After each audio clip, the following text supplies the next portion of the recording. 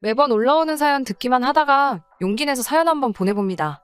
나이가 많아 글재주가 없어 두서가 없을 수도 있는데 내 이야기다 싶거니 생각하시고 넓은 아량으로 들어주시길. 그러면 이야기 한번 시작해 보겠습니다. 저는 58년생 개띠 격동의 시기를 헤쳐온 눈에 넣어도 아프지 않은 3명의 손주를 가지고 있는 할머니입니다. 아래로 연년생 아들, 딸 갖고 있으니 저도 따지고 보면 며느리한테는 불편한 시어머니이기도 하고 반대로 우리 딸한테는 세상에 하나뿐이 없는 친정엄마이기도 합니다. 매번 올라오는 사연들 보면서 제가 며느리가 볼 때는 너무한 시어머니이기도 하겠다는 생각이 들기는 하는데 제 얼굴에 침 뱉는 것 같아 어디 가서는 남 부끄러워 말해본 적 없는 이야기니 이렇게 사연 한번 적어봤습니다. 애들 아빠하고는 선봐서 만났고 사랑 없이 시작한 결혼 생활이지만 이제는 뗄래야 뗄 수 없는 강한 유대관계를 가지고 있습니다. 서로 없어서 죽고 못 사는 정도는 아니지만 죽을 때까지 함께할 사람이라는 사실 하나만큼은 확고하네요. 당시에 건설업에 종사하던 애들 아빠 덕에 당시 신도시로 개발 중이던 일산으로 삶의 터전을 옮겼습니다. 이제 와서 아들내미 딸내미는 그때 왜 분당으로 가질 않고 일산으로 갔느냐고 투정 아닌 투정을 들어야 했지만 저는 한 번도 일산에 터 잡은 것을 후회한 적이 없어요. 애들 말대로 분당에 터 잡았으면 더 넉넉한 형편이긴 하겠지만 말이죠. 지금 제가 사는 곳도 분당 못지않게 집값이 많이 올랐거든요. 2013년도에 둘째인 아들놈 장가 보낸 걸 마지막으로 이제 부모로서 해야 할 일 다 끝냈다는 생각이 들고 남은 여생 손주들이나 돌보며 즐기다 가면 되겠다는 생각이 들더군요. 아파트 하나 가지고 있는 거 애들 아빠랑 저랑 둘이서 노후자금으로 쓰고도 남을 정도로 아파트 가격도 오른 상태고 애들 커가면서 틈틈이 재테크한 돈으로 딸내미 시집도 보내고 아들 결혼할 때 집 사라고 1억 5천이나 보태줬으니 저희들 할 도리는 충분히 다 했다고 생각합니다. 아직도 며느리가 그런 건지 아들내미 머리에서 나온 건지 진실은 모르지만 아들내미 결혼할 때 이러쿵 저러쿵 사건도 많았답니다. 아들놈이 뜬금없이 지금 일산집을 팔아 자기들 신혼집하게 아파트를 해달라고 하더군요. 이미 1억 5천이나 도와주지 않았느냐고 하니 어차피 아버지도 곧 은퇴하실 거고 두 사람이 사는데 신도시에 30평대 아파트가 뭐가 필요하냐면서 저희가 지원해준 돈을 도로 가져가서 작은 연립 하나 구해서 살라고 그리고 일산집 팔아서 자기들 신혼집을 투자 가치가 있는 어디 지역에다가 해달라고 했습니다. 농담식으로 그렇게 해주면 엄마 아빠 나이 들면 모시고 살 거냐고 한마디 던졌더니 그 말에는 그건 나중에 상황 봐서라고 말만 흐리고 대답은 않더군요. 사실 그럴 생각도 없고 기대도 한 적 없지만요. 너무 완강하게 부탁해오는 판에 어떻게 해야 할지 고민하다가 먼저 시집간 딸아이한테 전화해서 이 상황을 이야기했어요. 그때도 역시 그렇게 할 생각은 없었고 상황이 이러한데 너는 어떻게 생각하느냐 물어볼 심산이었습니다. 그런데 딸내미는 대번에 불같이 화를 내면서 저한테 한마디 하더군요. 자기 결혼할 때는 3천밖에 해주질 않았으면서 동생 1억 5천 해줄 때도 불만이 있었지만 가만히 있었는데 동생한테 재산이라고 집 하나 있는 것까지 팔아서 해주려고 하는 거냐면서요. 저는 그렇게 할 거라 말한 적도 없는데 그날을 기점으로 그걸 가지고 남매가 서로 내가 더 받았네 덜 받았네 부모한테 지가 더 잘했네 못했네 하면서 싸우고 있으니 그 꼬라지가 한심하기 그지 없더군요. 아들 결혼 준비하는 와중에 두 사람의 집으로 불러 정확하게 말해줬습니다. 지금 사는 아파트는 유산으로 나눠줄 생각도 없고 정리할 생각도 없다고요. 아들한테도 새집 해줄 생각일랑 전혀 없다고. 이 아파트가 뭐라고 남매가 서로 네가 잘했네 내가 잘했네 하는 꼬라지 보니 그냥 두 놈 다 꼴도 보기 싫고 그냥 노후에 집을 담보로 니들한테 손 하나 안 벌리고 주택연금이나 타먹다가 갈 거니 그렇게 알라고만 하고 말았습니다. 물론 진심은 아니었습니다. 그 말에 아들내미도 딸내미도 저에게 그게 뭐하는 짓이냐면서 자식들 잘되게 해줘야지 왜 나라에다가 집을 주냐며 방방 뛰더군요. 딸내미는 그래도 첫째라고 그날 이후로도 아무 일 없다는 듯이 평소처럼 연락도 하고 집에도 틈날 때마다 들르는데 제 집 팔아 자기 집 해줄 줄 알았던 아들놈은 결혼하고 나서 2년 동안 우리 찾아오는 건 고사하고 잘 지내시냐 안부 전화 한 통도 한 적이 없습니다. 자식 농사 잘못 지은 셈 치고 없는 자식이다 생각하고 돈 때문에 이렇게 영영 안 보고 사는갑다 싶었는데 연락 안 하고 산지 2년째 되던 애 말도 없이 며느리랑 집으로 불쑥 찾아오더군요. 며느리 배가 남산만큼 불러서는 저한테 엄마 이제 2달만 있으면 두 쌍둥이 할머니 될 거라고 너스레를 떨며 자랑처럼 이야기를 하더라고요. 처음에는 아들이 이제 아빠가 되니 부모된 심정을 이해한 거라 생각했습니다. 그래서 영영 안 볼 것 같이 연락 끊고 지내던 저한테 찾아온 거라 생각했고 그런 점이 장하기만 하고 감동스럽기 그지 없었습니다. 아이 태어나면 며느리 조리원 비용에 보태라고 삼시돈 100만 원을 꺼내서 줬어요. 아이들 태어나고 3달째 되던 날에 갑자기 그렇게 불쑥 찾아온 시커먼 본심을 이야기해오더군요. 지 마누라가 이제 회사로 복직을 해야 하는데 쌍둥이 봐줄 사람이 없다며 저보고 쌍둥이 좀 봐줄 수 없겠느냐고 물어보더군요. 사돈 댁이 지방인지라 친정에 맡기고 싶어도 상황이 여의치가 않다고요. 시커먼 속내가 훤히 보여 내키지 않았지만서도 딸아이 첫 손주 태어났을 때 딸아이는 전업주부이기도 하고 사위가 지방공무원이라 사는 지역이 멀어 손주보는 재미는 딸아이 시가 쪽에 양보했어야 했거든요. 손주 돌보는 게 소원이기도 했고 그래서 알겠다고 했습니다. 그렇게 5개월 정도를 일산에서 노원까지 버스랑 지하철을 갈아타면서 아들 집으로 출근을 했습니다. 며느리는 제가 아이를 봐주기 시작한 지 얼마 후부터 눈치 아닌 눈치를 주기 시작하더군요. 집에 들어오자마자 아들한테 집에 먼지가 많다는 둥, 같이 퇴근하고 들어왔으면서 여태 설거지도 안 하고 뭐 했냐고 핀잔을 준다든지, 아기들 쓰는 이불은 자주 빨아주는 게 좋지 않냐고 하며 누가 봐도 제가 들으라고 마치 저보고 집에 있으면서 해놓으면 좀 좋냐고 하는 소리처럼 들리더군요. 애 봐주는 것도 모자라 집안일도 거들어달라는 듯이 눈치를 주기 시작하니 제가 속이 좁은 사람일 수도 있겠지만 해주기가 싫어지더군요. 그래서 하루는 두 사람을 불러서 이제 차비도 많이 들고 날도 추워져 힘들다고 못하겠다는 식으로 이야기했습니다. 그랬더니 며느리가 대본에 이달 말에 그간 수고하셨다고 안 그래도 100만 원을 드리려고 하던 참인데 왜 갑자기 그러시느냐고 뭐라 하더군요. 그깟 돈 몇 푼 받고 싶다고 하는 것도 아니고 돈 때문에 그러는 거였으면 진즉에 첫 달부터 안 했을 거라고 이야기했더니 대번에 저들이 뭐 섭섭하게 한 것이 있냐는 식으로 나오더군요. 애 봐줄 사람 없다고 2년 만에 찾아온 것도 아무 말 없이 그냥 넘어가 줬는데 저들이 섭섭하게 한 게 있냐는 말을 들으니 더 이상 할 말도 없더군요. 아들이 제 면전 앞에다 대고 성화를 내더군요. 맞벌이에도 돈이 모자란 지들 사정 뻔히 알고 있지 않느냐고요. 그때 자기가 말한 대로 제 집 팔아서 자기들 집 해줬으면 애엄마도 일 관두고 전업주부를 했을 거라며 그 집이 지금 얼마인지는 아냐면서 저 때문에 손해를 봤다는 식으로 말했습니다. 거기에 저희는 주택연금에 노령연금까지 타고 있지 않냐면서 따지고 보면 제가 자기들보다 더 여유 있을 거라고 자식이 잘하려고 발버둥 치고 있는데 좀 도와주면 안 되냐는 식으로 따져 물어오더군요. 듣다 보니 노친네가 용돈 몇 푼 달라고 곤조부린다고 생각하는 것 같아. 아니라고, 됐다고, 그냥 애 봐줄 터이니 이 이야기는 그만하자고 말하고 대화를 마무리 지었습니다. 어느 날 평소처럼 아들 집에서 손주들 돌보고 있는데 사부인이 집으로 문을 따고 들어오시더군요. 어쩐 일이냐 여쭤봤더니 깜짝 놀라시며 이야기 못 들으셨냐고 하면서 며느리랑 전화 연결을 시켜줬습니다. 저한테 미리 언질 한번 해주지 않은 채 그날 며느리가 이제 친정엄마가 집에서 같이 지내시면서 아이들 돌봐주기로 했다고, 지가 정신이 없어서 저한테 말한다는 걸 깜빡했다면서 이제 그만 오셔도 된다고 이야기하더군요.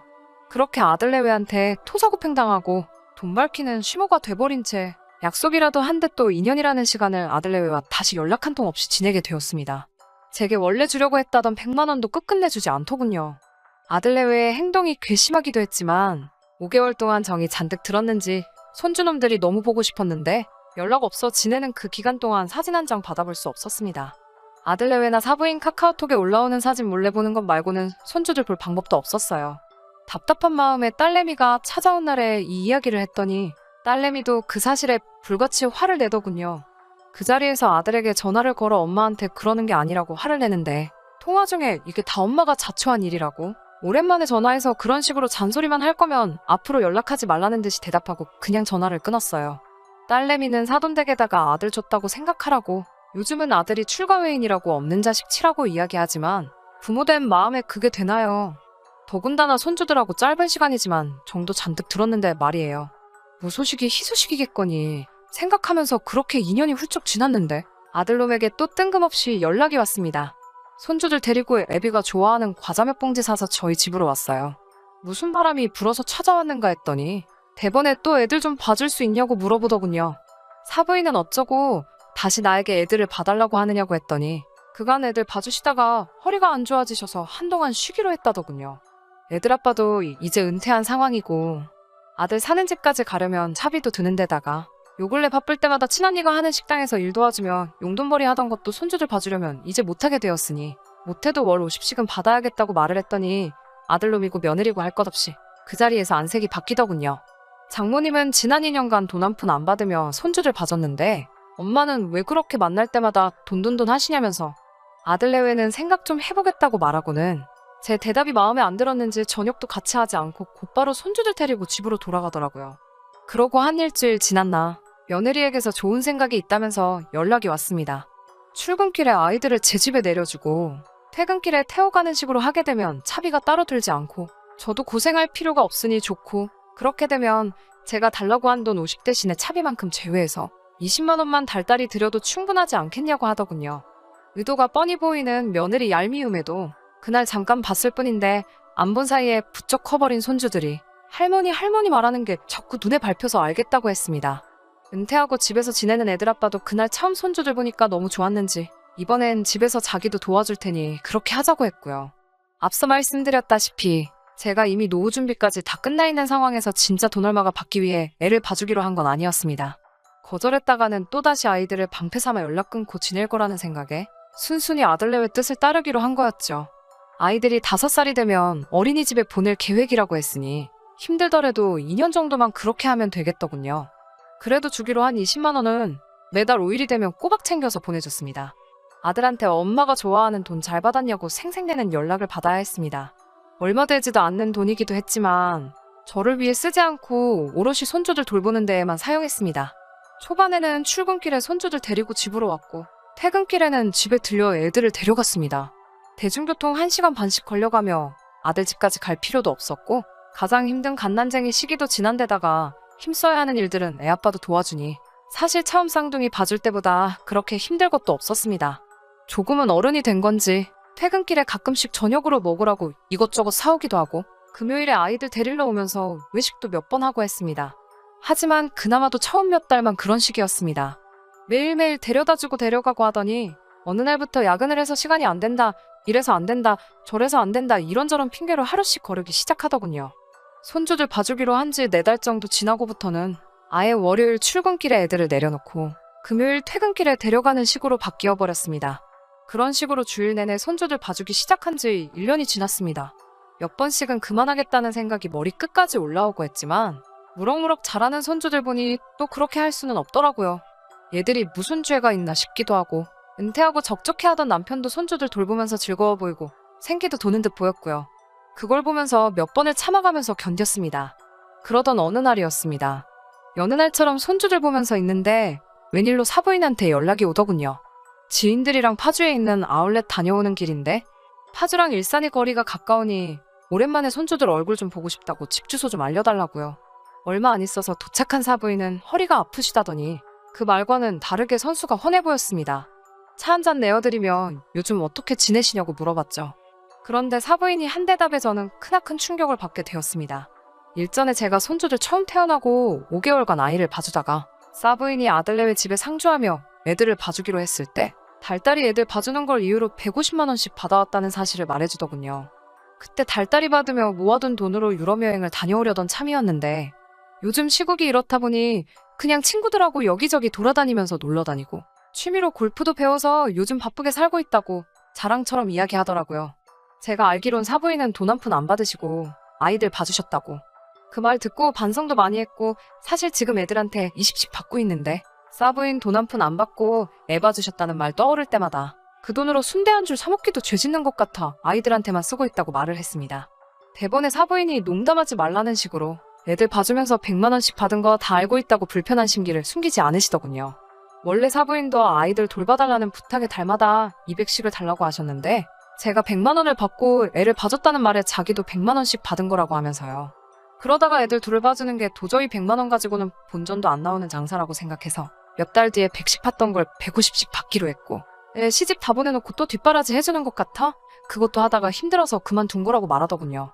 계속 제가 하는 말이 거짓말이라는 듯이 믿지를 않으시길래 그때는 100만 원은 커녕 돈으로 차비내가면서 애들을 봐준 사실부터 5달치 양육비라며 준다고 했던 그 돈도 끝끝내 받지 못했다는 사실도 전부 이야기해줬습니다. 그래도 사부인에게는 참 감사한 게 그쯤 되면 사부인이 자기가 말실수했다는 걸 깨닫고 상황을 무마하려 애를 썼을 텐데 같은 자식 둔 부모된 마음으로 제 편에 서서 같이 화를 내줬습니다. 퇴근하면 집으로 오지 말고 휴가로 오라고 며느리에게 전화를 하더군요. 오는 길에 제 아들한테도 연락해서 두 사람 다 여기로 모이라고 부부를 전부 소집했습니다. 그러고는 제 손을 붙잡고 자기가 자식 교육을 똑바로 못 시킨 바람에 사돈이 고생을 하셨다면서 눈물을 뚝뚝 흘리더군요. 자기는 그 사실도 모르고 이렇게 혼자서 놀러만 다녔다면서 얼마 남지는 않았지만 양육비로 받은 돈 전부를 저한테 보내야겠다고 하는 말에 그러실 필요까지는 없다고 거절하느라 아주 혼이 났습니다. 몇 시간 지나지 않아서 며느리가 먼저 저희 집으로 도착했습니다. 시어머니와 친정엄마가 한자리에 모여있으니 보통 상황이 아니란 걸 눈치챈 듯 며느리는 아무 말도 없는 저희 두 사람 눈치를 살피더군요. 그 후 곧바로 제 아들이 뒤늦게 집으로 들어왔고 두 사람이 자리에 앉자마자 사돈은 니들이 자식 새끼이기 이전에 사람 새끼가 맞냐는 식으로 호통을 치더군요. 손주들을 방패 삼아 할머니한테 갑질을 하는 사람들은 들어본 적도 없지만 그게 다른 사람이 아니라 지 자식 새끼였다는 사실이 아주 놀랄 노짜라면서 사돈은 며느리에게 그동안 제가 애들 방음기간을 계산해달 200식으로 계산하고 주기로 했다가 안 준 100만 원까지 포함해서 3,100만 원을 당장 저에게 입금하라고 했습니다. 혼나는 동안에는 쩔쩔매며 아무 말도 없다가 돈을 내놓으라 이야기하니 그때 돼서야 입을 열더군요. 자기들이 그런 큰 돈이 어디 있냐고 그렇게는 할 수 없다고요. 사돈은 대번에 할머니들이 돌아가며 4년 동안 애 봐주는 동안 사지멀쩡한 맞벌이 부부가 3천도 못 모은 게 말이나 되냐면서 니들이 진짜 사람 새끼들이 맞냐며 혀를 째째 차는데 쩔쩔매는 아들놈 보니 마음이 아프기도 했지만 제가 하고 싶은 말을 그대로 해주시는 것 같아 속이 아주 후련했습니다. 언성이 높아지는 와중에 손주들이 소란에 울기 시작하니 그때 정신이 퍼뜩 들더군요. 애들한테는 됐다고 애초에 돈 때문에 한 것도 아니고 손주들 보면서 기쁜 날이 더 많았으니 이쯤 해도 되겠다고 했습니다. 대신 두 사람 앞에 충격적인 사실을 하나 발표해줬습니다. 사실 어차피 갈 사람인 마당에 너희한테 조금이나 물려주려고 주택연금 신청을 하지 않았는데 덕분에 이제 결심이 섰다고 너희들에게는 더 이상 10원 한 장도 주지 않을 거라고 말해줬습니다. 이 정도면 충분히 해줄 만큼 해준 거 아니냐 했더니 두 사람은 묵묵부답으로 일관하더라고요. 애들은 손주들 데리고 집으로 돌아갔고 사돈어른은 계속 죄송하다고 말하면서 다음날 점심이나 거하게 쏘겠다며 저희 집에서 자고 가겠다고 했습니다. 사돈하고는 그날 밤에 한참 더 이야기를 나눴는데 자기가 생각해봤는데 주택연금을 신청하는 것보다 이렇게 하는 게 어떻겠냐면서 제안을 하나 하더라고요. 지금 사는 집을 팔아 자기들 사는 동네로 이사를 오는 게 어떻겠냐고요. 요즘은 지방도 개발이 잘 되어서 사는데 어려움 없고 어차피 같이 늙어가는 마당에 가차이에서 상부상조하면서 잘 살아보면 어떻겠냐고 말해왔습니다. 그래서 반평생을 살아온 일산 아파트는 결국 정리를 했습니다. 사돈댁이 있는 지방으로 이사를 하면서 당연히 손주들은 더 이상 돌볼 수 없게 되었죠. 울며 겨자 먹기로 어린이집을 보내기 시작한 것 같은데 이상하게도 조금도 미안한 마음은 들지 않았습니다. 지방에 집을 구하고 남은 돈의 일부는 그래도 그나마 효녀노릇을 해왔던 딸내미한테 일부를 증여해줬습니다. 딸내미도 더 욕심 부릴 법도 한데 고맙다고 그리고 잘 생각하셨다며 이제 엄마 인생을 즐기면서 살라는 말이 어찌나 힘이 되던지 이래서 아들보다는 딸이 더 낫다는 말이 있는가 봅니다. 사돈댁과는 이웃사촌이 돼서 그 어느 때보다 즐겁게 잘 지내고 있습니다. 공기도 맑아 너무 좋고 저보다 4살 아래인 사돈과는 사이가 무척이나 가까워져서 제가 이사 온 날부터 매일같이 시간을 보내고 있어요. 저를 언니 부르면서 동네 구경도 시켜주고 골프도 가르쳐주고 자기 친구들도 소개시켜주고요. 태어나 처음으로 하는 경험들이 신나기만 합니다. 지난 추석에는 며느리를 데리고 저희 집으로 오더라고요. 여태껏 못한 효도 잔뜩 하고 저녁 8시까지 집에 들어올 생각 하지 말라고 하고는 며느리를 저희 집에 두고 갔어요. 그나마 얼마 남지 않은 돈, 자기들 손에 들어올 거라는 생각인지 군소리 없이 청소며 설거지를 하기 시작하더군요. 지저분한 거 싫어하는 남편 성격에 매일같이 정리를 하고 있어 집 정리할 게 많이 없었습니다. 집단에는 할 수 있는 소일거리들을 전부 끝내고 나니 똥마려운 강아지 마냥 눈치 보면서 눈알만 굴리고 있는 모습이 안쓰러워 보여 할 일이 많이 없으니 그냥 소파에 앉아서 텔레비전이나 보다 시간 되면 가거라라고 했습니다. 그것마저 눈치가 보이는지 허리를 쭉 세우고 각 잡고 앉아 불편하게 텔레비전 보는 모습을 보니 그동안 묶은 채증이 싹 가시는 것 같아 기분 하나만큼은 좋더라고요.